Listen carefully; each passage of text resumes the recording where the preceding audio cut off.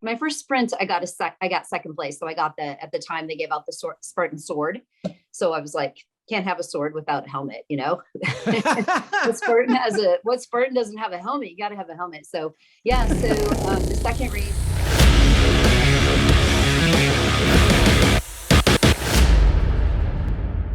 Hey Seïtos, what's up? Welcome back to the Sensei Says podcast. I am Sensei Pascal inside my podcast dojo in Saint-Julie, Quebec, Canada. Thank you for choosing my YouTube channel or my podcast on your favorite audio platform. I hope you're doing fantastic. I am as well. Don't forget our mission here at the SSP, delivering you weekly discussions with successful personalities through which we dig out some actionable advice to help you improve your life. This week, amazing guest as always, the very inspiring Andi Hardy. She's the director of the endurance department at Spartan Race, a veteran of OCR, amazing adventurer. She's the queen of green. She's the queen also of the headstand. If you look through her IG, you'll know what I'm talking about. I'm sure you're going to be thrilled with this conversation. And if you like it, don't forget to like, subscribe, comment, hit the bell, and share to a friend. Leave a positive review on Apple Podcast. Grab a popcorn, kids, because Andy's got more than one racing story to tell, and then we'll discuss the benefits that you can gain from participating in endurance racing. The one and only Queen of Green. How are you? Oh my gosh, I'm good. Yourself? I'm doing well, thank you. All right, you're looking amazing, Andi. Thank you for taking the time to be speaking with me today. Of course. I'm so glad you're dressed in a kind of green. That's your gimmick. You had to. That I had to, of course. There's no other color, right? There you go. Only thing missing would be a frog and a handstand. A turtle. But that would be quite difficult, I think. Well, it's possible, but 30 minutes is a long time. I'm not quite to 30 minutes yet, I don't think. But all right, so maybe we should start about your history, because I've been following you for quite some time now on social media, all your adventures through Spartan racing, especially endurance. But that story got a start, so maybe we could begin this conversation with that. Okay, so my story began a little over 10 years ago. I was just caught up in life. I had a business that was failing with the economy. The economy was not so great 10 years ago. And life was just not good. I was not happy and things were just not good. I needed a change, and I decided to change my whole life. So left the job that I had, gave up my house and everything I had, decided to try something new. And I decided to start swimming and riding bike. I've had knee issues my whole life. So since I was like 14 years old. So I was told you can't run, can't jump, can't do that stuff. But I did a triathlon, and then I realized, you know what, I can run. It hurts, but I can run. And so then I'd always wanted to try one of those, obstacle course races. So I decided, you know what, since I can run, I am going to do a Spartan race. So I started out with a local obstacle course race, and I did really quite well. So back then we didn't have coaches. We didn't have obstacle tutorials or anything like that. So just studied the obstacles and tried to figure out, okay, what could I do? How can I climb a rope? How can I get over a wall? How can I do this or that? And dedicated a lot of training to that. Like I was training twice a day. Quite a bit on weekends and things like that. So did my first Spartan race, and it was going to just be one, right? Just one race. Just do it, complete it, check it off. I did a triathlon. Now I'm going to do a Spartan race and just try some different things in life. And I did really well, but I'm not good enough for what I thought I should do. So I decided, you know what, train a little harder, eat a little cleaner, do another race. So I did a second race and did very well with that. Except for the prize was not the prize they promised. So I was a little upset and said, you know what, fine, I'll go do another race then. And you didn't get your medal or? Well, it was the Spartan helmet. They had promised the Spartan helmet if you won. And I won. And no, you Spartan won the helmet. actual race? I did. So wow, which distance? Sprint. So my first Wow. sprint, I got second place. So I got at the time they gave out the Spartan sword. So I was like, can't have a sword without a helmet, what Spartan doesn't have a helmet, you got to have a helmet. So yeah, the second race they didn't have the helmets, and I was so upset. Like, I trained hard for this, I want that helmet. So yes, you can say I was pretty motivated by the prize. So a couple more months worth of training, I went to New York. I said, I'm getting this helmet. So I signed up for a Sunday race, and which gave me a couple more days to drive to New York, and then realized they're not giving away the helmet on a Sunday, they're only giving it on Saturday. So I raced on Saturday, and I did get my helmet. I won. I got There you go.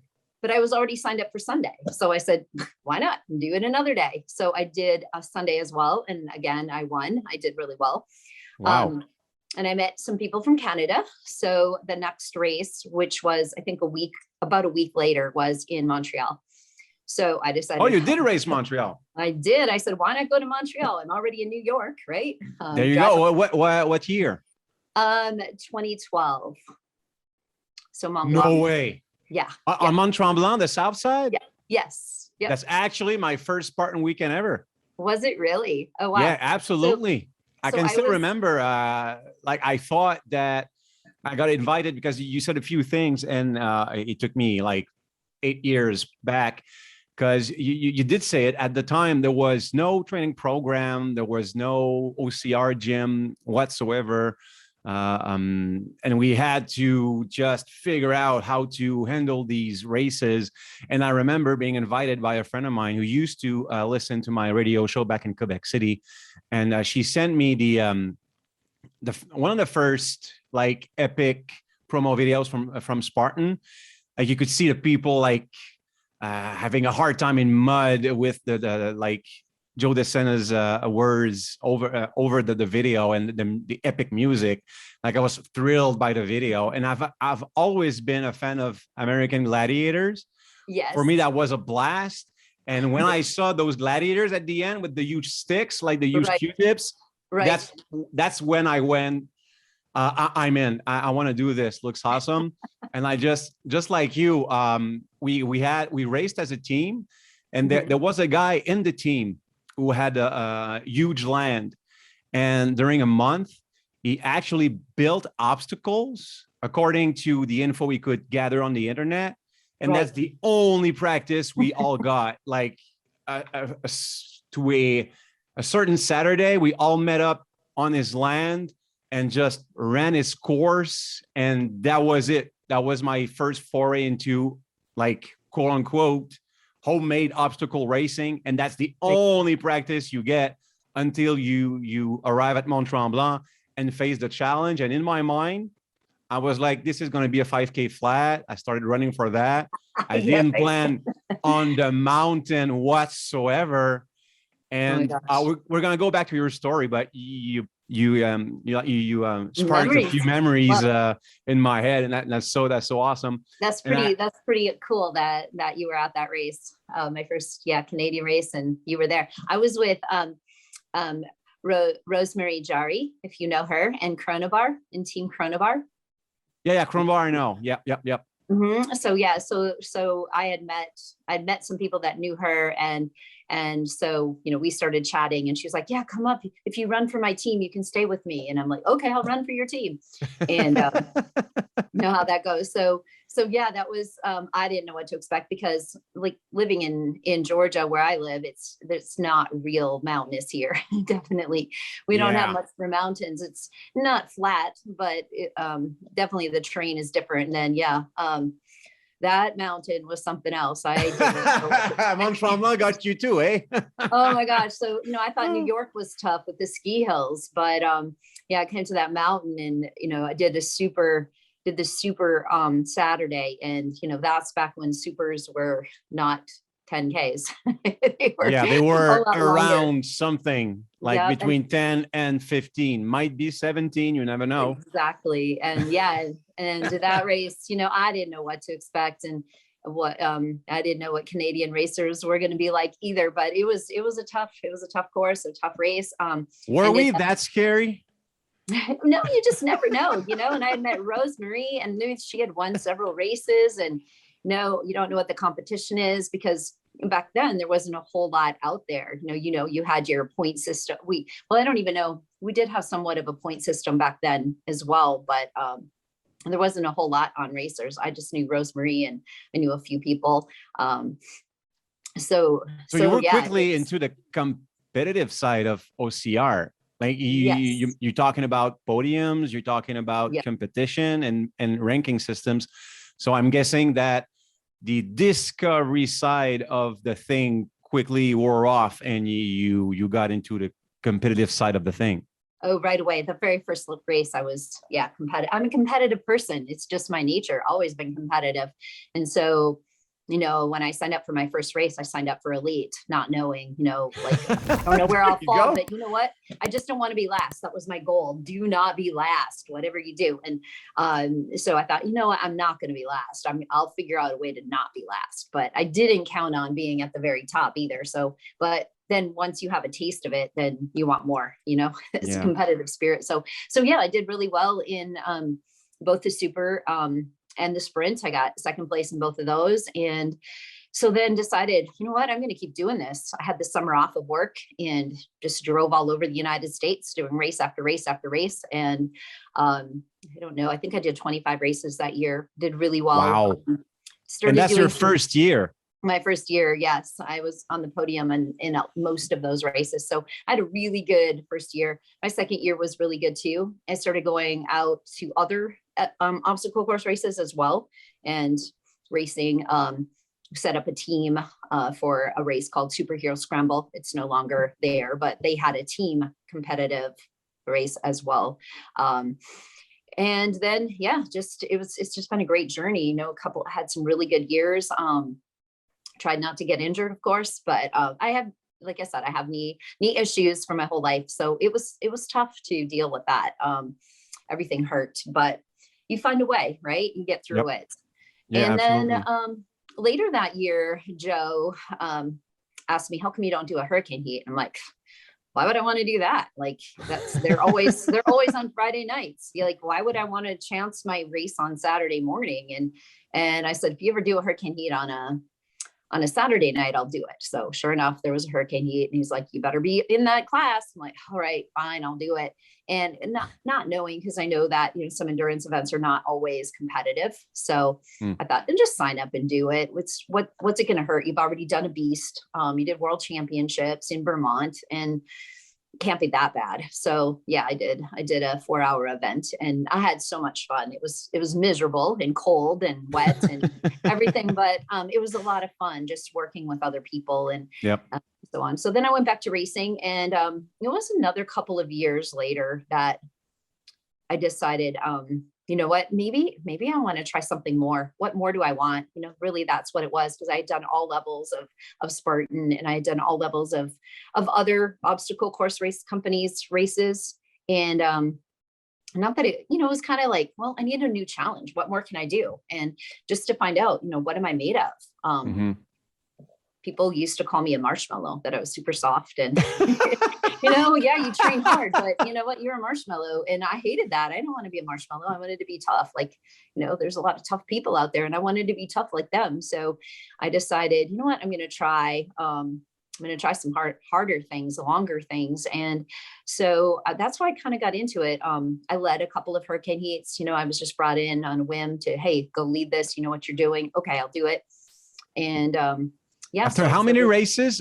Because for those watching or listening that don't know what the hurricane heat is, because it's kind of a brand name and really came randomly during a race. It wasn't a concept at all at first. It's a parallel division to Spartan Racing / Classic OCR, which is kind of familiar with adventure racing, in which you team up with people that you don't know on a certain night at a certain point, and you just endure stuff. You do things until there are no more things to do. It lasts between 4 and maybe 24 hours, 60 hours plus if you do the Agoge or the death race. But that's a whole other dimension of it's. I don't call it OCR because it's not OCR per se, but it's kind of parallel, like two cousins. So for those of you that didn't know what HH meant, you can find the info on Google, but that's basically it. It's an adventure race, group-based, challenge-based, and you have to be cohesive in order to survive. Right. Very good. So yeah, I started doing, I actually jumped into death race, did a death race, and that was, thought I was going to die, of course. Soon after that, I did Fuego y Agua in Nicaragua. It was a survival race. Oh, is it? Well, what's that? It's the first time I've ever heard about that one. Fuego y Agua. So Fuego y Agua, fire and water. On an island in Nicaragua, they had a survival race. You had 24 hours to complete the course, and the survival types of things. We had to dive into a dirty well and retrieve this little piece of rubber tubing. And with that, later on, you had to make a slingshot. Then you had to use your slingshot to hit targets. We had to carry plantains. We had to climb volcanoes, both an active volcano and a dormant volcano. I didn't get to the point where you had to carry a live chicken, but there was carrying a live chicken. There was riding a native bicycle. We couldn't use hydration bladders. We had to use what the natives use, which is a 2-liter plastic Coke bottle. So that's how we carried our hydration. Just a lot of stuff, survival types of things. I didn't finish either one that I did, but that's very common in endurance racing or endurance events is not always about the finish. It's about the experience. And absolutely. We just spoke about that with Dr. J actually last week. We spoke about Jeff Golden. We spoke about his mini ultras, but also his mini DNFs and how you handle that. And it's part of, like you said, it's part of the experience. You have to learn through a DNF. I think that someone who has always completed their races, first, congrats, you're an amazing athlete, but there's something missing in your teachings. I humbly think you don't know what you're what you are as an individual when facing defeat. Exactly. That's my take on it. So there's no shame in DNFing when the effort is honest and true. Right. I believe that if you don't win, you're learning. Right. I remember very clearly my first DNF, my first failure. I've had a pretty successful life. A lot of things that I do with success. And part of that is because for most of my life, I chase what I'm good at, right? What are you good at? You gravitate toward that. It's fun to be good at stuff. It's fun to be at the top of a podium. It's fun to be the top of a list of thousands of names, right? That feels good. It doesn't feel good when you're at the bottom. Doesn't feel good when you don't have that medal at the end or whatever. But I have found through my failures that those are the lessons in life where I become a better person. I become more equipped to deal with the challenges of life, right? Like, absolutely. You know what to do now. Like I remember first when they used to call them ultra beasts, I failed. I think there were only like maybe 20% of the people that actually finished that event. And I had trained so hard for it. I trained for months and months, and I missed the cutoff by 1 minute, one measly 1 minute, and you look back at 16 to 20 hours of racing, where could have you saved 1 minute? There are many places where 1 minute could have been saved. And I threw a fit. I cried. I was like, no, I'm not done. I'm not, it's the disappointment and the hurt. And I was very, extremely mopey and, distraught for days. Like I couldn't go on social media. I couldn't talk to anybody, just upset and mad and every terrible emotion that you could have. Like I was just not a good person for those 3 days. But then I realized, you know what? It's not the end of your life. Like you can't let it define you. You can't say I'm a failure. Yes, you failed at that moment, but it gave me a lot of will to want to do something else. What else can I do? And that's when, I did death race, failed. I went to Nicaragua, failed. Did something else, failed. I like had this huge list of failures when I was used to winning. But just kept at it, kept going. And then finally, had success at first Agoge. I finished that. And then I did a 40-hour endurance race, and I won that one. So I'm like, oh, okay. And then I went to Nicaragua and failed. So it's just, you're not meant, it's not meant to be. As much as you like consistency as an athlete, you just never know. And with endurance events, you just never know. Any given day, it could be your day or it could not be your day. Maybe you're having some issues. I know one endurance race, it was 40 plus hours. My knees just were acting up and I just could not walk. It was so painful. Every step hurt so bad. And what do? You can't, some days just not your day, and you have to chalk it up and say, you know what, it's not my day today. And there are other things in life and there's other opportunities. So you accept it and you move on. Can you feel bad? There's one thing that someone that we know from, that we both know from the endurance community, Danielle Reich. I don't know if I'm pronouncing her last name correctly, but she was a co-leader on one of my 12-hour hurricane heats in Ottawa a few years ago. And I remember her telling her story about an Agoge. I think it was in Iceland, or maybe it was about a death race she did in the winter. I don't know if she had finished that one, but I know it's the one where she lost some of her toes because of frostbites. I think that was Agoge 001, maybe the one in the winter in Vermont. But yeah, there were people who lost toes. And that's why I don't want to do. I don't want to do winter Agoges, and I'm Canadian, so that should tell you something. And I remember her inspirational tale because she said it in obviously in an emotional way. And there's a phrase at the end that she told everyone that were on the class, and it might have been in Montreal. My memory serves me wrong, maybe at that point in time. But she did say that misadventure was not going to be her story. And that phrase just printed in my mind. And I oftentimes go back to that. And I actually implemented that phrase from Danielle when, for a technical reason, it wasn't the preparation, it wasn't the physical, it's not the mental for me. It's like my mental is pretty strong from 12 years of martial arts. That's not a problem for me, humbly. But it's like you're 1 minute too late, kind of cut off. A technical DNF is so frustrating because like you missed a small part of a directive. For me, it was like just one exercise that I could have performed like really good. I missed the exercise, so I stopped the challenge too early. I went on a break with the other people that had finished, and then realized too late, damn, there's one exercise I missed. So went back, tried to do that as quick as I could, and missed the cutoff by 2 reps.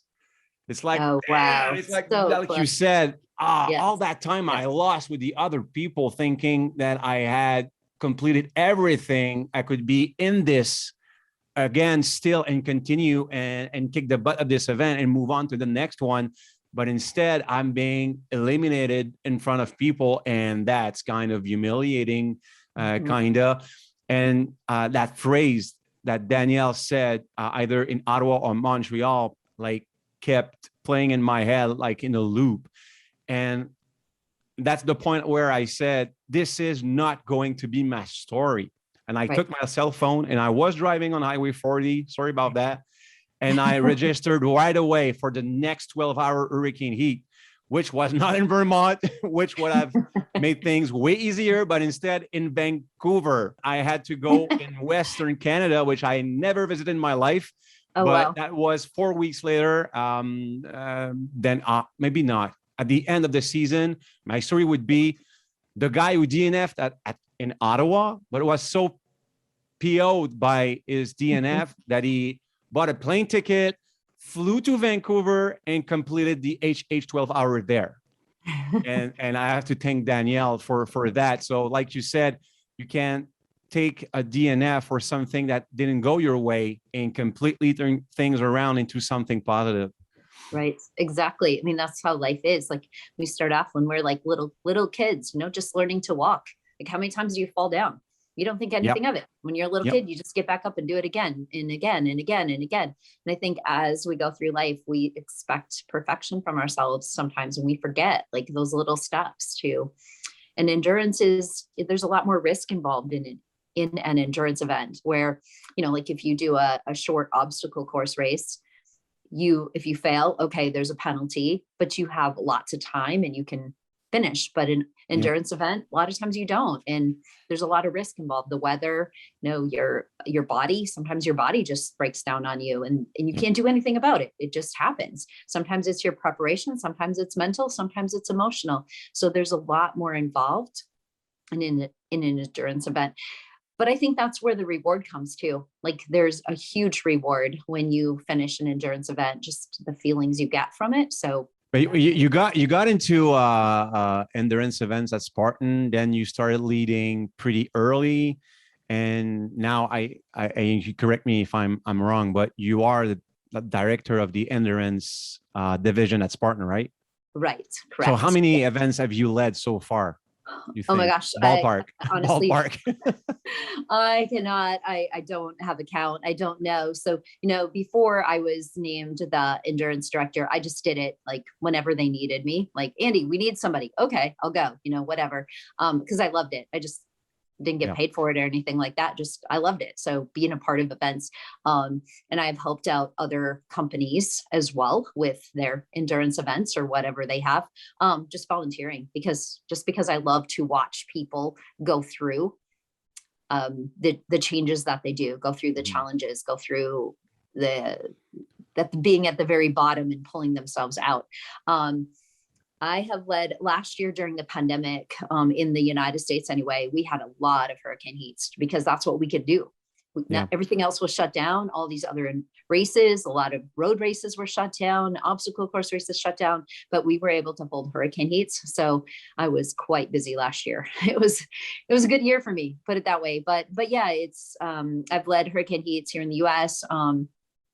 Been in other countries as well, Singapore and the Middle East, Hong Kong, other countries as well, kind of getting them going and working with other cryptea. So it's, I've been very fortunate to have the opportunity to do what I've done. So you've seen like hundreds of people, if not thousands of people perform these events. You've led tens, if not hundreds of them in many ways, because oftentimes, if not all of the times, they're individual events, meaning that the race that you did one weekend in one town will be completely different from the race you did the next week in another town, in comparison to OCR, where when the selection of obstacles that a company offers you in their races, whether you race in New York or in Montreal, the thing that could change would be the race layout and maybe the elevation. But aside that, pretty much which obstacles you're going to face. Versus endurance racing, you never know what you're going to get. And that's why I think it's so appealing. So having said all that, what do you think from your observation, expertise, and personal experience? What are the three main benefits that someone gains from participating in an endurance race? Whether they succeed or not, what would be the benefit that we get from endurance racing? One being, in no particular order, but one being definitely gaining confidence in what you're able to do, realizing you can do things you never thought you could do.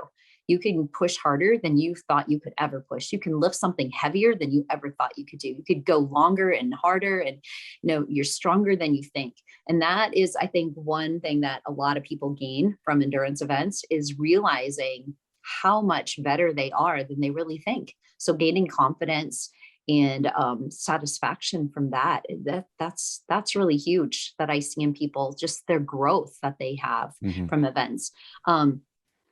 Another is just the experience. Just experience something you wouldn't normally go out and do. Like we just had a 12-hour hurricane heat a couple of days ago here in Atlanta. And, you know, people are not going to normally just take a pumpkin and go underwater with it, right? That's not something you normally do, right? You're not going to just say, oh, let me go buy a pumpkin. I'm going to go underwater and carry this pumpkin in, you know, almost freezing cold water. No, you don't just do that. You're going to do it because somebody tells you to do it or because there's a purpose to it. And so, you know, the things that we had them do, people just don't normally do it. So we're going to push people to do these crazy types of tasks because we know that it's going to challenge them. We know it's going to make them stronger, and we know they're not going to do it on their own. So we give them a little, you know, little push. I had a lot of people just staring at me like, "There's no way. I don't think I'm going to do that." I'm like, "Yeah, you are." And then turn around and walk away. And guess what? They did it. So, you know, it's so yeah, we give them these experiences. So you experience a lot in life. You experience the camaraderie of other people. So people who tend to do endurance events are not just one group of people. Like, you know, you have people who do triathlons, and there are a lot of, that's kind of the way they think, or they do road races, or, you know, they play basketball or whatever. But in an endurance event, we get people from all walks of life, all ages, all fitness levels, just people who just want to get out there and challenge themselves. So the experience is incredible. The friends, the people that you meet, you know, sometimes those bonds last forever. Like, I agree. Along the way, they're my best friends still, you know, years later. And then I think, you know, another thing is really, truly why I do it. And as a coach, and I'm sure you have this mission as well.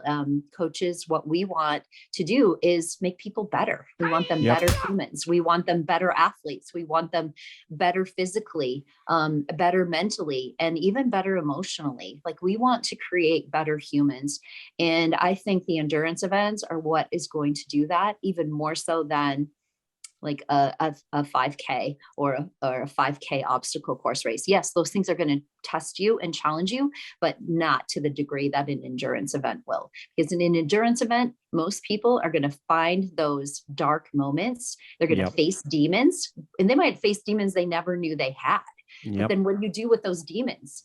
And some people try to overcome those demons or get rid of those demons. And I say, you know what, learn how to walk with the demons, because they're probably never going to leave you. And if they do, you're going to get new demons. We're always going to have things that come in our way, things that come in our life that mentally challenge us. How can we get through that? And through endurance events, it teaches you how to pick yourself up, keep going, push through, and get through life and do it in a better way. So, yeah, I could not agree more. And the mission, as you said, and that's one of the main reasons why I still carry on the moniker. I shouldn't say moniker, but the honorific title of Sensei, even though I'm not teaching actively as of yet. But my philosophy is that you die a martial artist. You learn martial arts. You become a martial artist, and then you die a martial artist. There's no end or pause in this.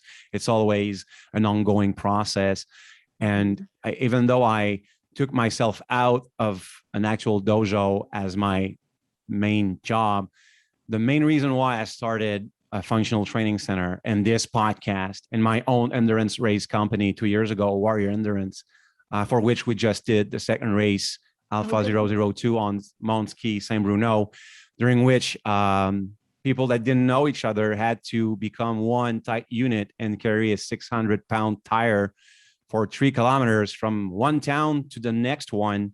And like you said, it's everyone catches their wall. They catch the wall, they face the wall.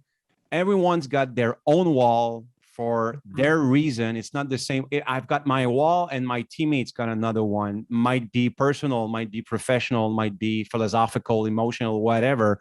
It's not the same reason or the same wall and the same hardship as my teammate, but everyone comes into these events looking for something. And you correct me if I'm wrong, but that's the feeling I got from all of those years. Everyone is there to fight something or to find something. Yes. And that's Correct. why we become so much of a tight community, because we share each other's path through these personal hardships. And oftentimes I tell either my members or students or whoever that during these events or martial arts exam or tests, we often know people better their own significant others, because we see them in situations, in reactions that they never did during a relationship, as close as it may be, even with their closest friends or even their father and mother. We know each other like kind of really personally in an intimate kind of way. I don't know if that makes sense, but Definitely. It's like, if you think about an onion and all the layers of an onion, and when you look in the grocery store and you're picking out an onion, you might get this beautiful purple onion, right? It's so beautiful on the outside and perfectly formed. But once you start peeling away those layers, it's stronger. It doesn't smell so good. It's got some bad spots, and all these layers have different things about them. And that's what it's like in an endurance event. You show up and you're this strong person, or you're smiling and laughing and life is great. But then as we challenge you through something physically or something mentally or even something emotionally, we peel away at those layers. We start exposing you and who your true person is. And that's when the growth happens. But if you never unpeel that onion, you're never going to get to it, right? It's always going to look beautiful. But just because it looks beautiful on the outside doesn't mean that's what's feeling on the inside. And like you said, people are looking for something. They're trying to overcome something, or they're trying to find something. And it's through that process of peeling away those layers that we can get to that, and we can make those changes. So, well, people, you heard it first on the Sensei Says podcast from the Andi Hardy. Endurance races are the best onion peelers in the world. And that's it. A true Spartan warrior. How lucky were we to have Andi Hardy on the podcast this week. And now is the time to bonify what we've learned from Andi in terms of the benefits that you can gain from participating in endurance racing. Number one, self-confidence. And I'm sure Andi will agree with me. This is the main reason, one of the main reasons, but I would say the main reason why people do participate in endurance/adventure racing. They're looking to impress themselves and to prove to themselves that they are stronger than they think they are. These events, these races, they're really, really hard. So it's really impressive when you do finish one. And even just to participate, to give it your all, in itself, that's also impressive. So I really hope that when you're performing these races, you do things that you never thought you could do. And at the moment of the race, you might not realize what you're doing. But when the race ends and then the adrenaline steps down a bit, and then you start to reflect on what you've done, that's when the wows, they accumulate and you feel so impressed by your own actions. And that's when you feel that your self-confidence has stepped up a notch. Number two, experience. And that goes hand in hand with confidence, because the literal definition of confidence is the deep belief that you can answer to any and all situations. So by living these any and all situations, these abnormal experiences. You could watch or listen episode number 1 with Rob Barger, in which we discussed the death race from Spartan, in which people at what point in time were required to just cut the lawn, cut grass with a pair of scissors for hours on end. And at that point in time, you might be the most fit guy, the most fit female around, a CrossFit champion. But if your mind goes, this is so boring and so numbing and so dumb, I want to quit. So again, experience, that ability to gain knowledge and solutions for the most abnormal of situations, is a key benefit that you get from endurance racing. Number 3, you become a better human. Endurance racing will solicit every dimension of you as a person. Your physicality, your psychology, your emotions, your spirituality in some of these events. So as a race leader, you are designing challenges so that all of these dimensions that I just spoke about are solicited. So you want people to grow physically. So you're gonna have a heavy carry. You're gonna have that physical suckfest with 30,000 burpees in 30 seconds. But you're also gonna have like mental challenges, puzzles, riddles, that kind of stuff. And you're gonna have also the spiritual. For warrior endurance, for example, I do have a moment of meditation somewhere in my race. Somewhere in there, there's gonna be a moment for people to just settle down a bit, a minute or two, not too long, and realize what they've accomplished so far, and realize the job ain't over, but just also to behold what they've done. Oftentimes, these races are performed in mountains, just to enjoy the view. Something that simple that we never ever do in our normal routines. So these little details, they do add up, and that makes a wholesome event in which all of your dimensions grow through that race. So it really is a holistic method of development. How about you, Seïtos? It's your turn. Have you ever performed an endurance race, an adventure race? How did it go? What did you learn? Please leave it in the comments on YouTube or reach me on my social at Sensei Says Pod on the Twitter machines. If you want to review what we've learned from Andi today, there's always the show notes for that. You want to get the episodes fast and first, sign up to my free weekly newsletter. If you've enjoyed this week's episode, don't forget to like, comment, subscribe, hit the bell.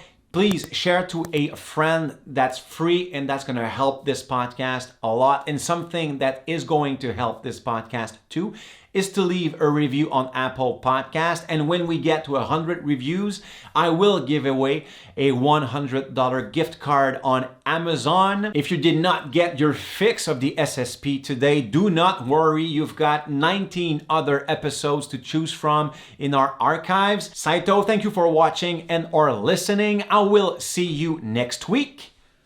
Us, you are dismissed. The doctor said it's unlikely that you'll be able to continue running hikes up to the top of Mount Albert. Says, Dr. So-and-so can't tell me what I can and can't do. You hit me with basic competitive. I hit you back with entrepreneurial resilience. It's 1-to-1. Hitting strong. I like it. Sean, here's a rope on fire climate.